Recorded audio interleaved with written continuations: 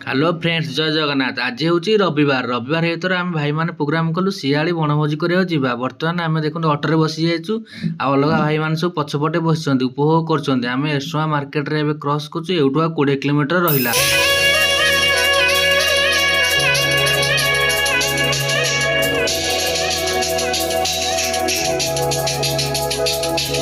देखु आम आसी शियाली सी बीच रे पहुंची जाइए।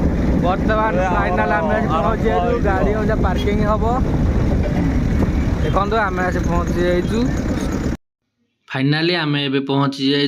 यही जगह आम सिलेक्ट कर फिस्ट करने भाई मैंने देखो टमाटर पियाज सब कचाकच काटुन सेपटे भाई आलू फालू सब रेडी कर छड़े सारे। बर्तमान गैस लगे गैस लगे चिकेन टी कषा चलती पियाज भजा तापर चिकेन टी कषा हम सेपटे डांस प्रोग्राम चलती।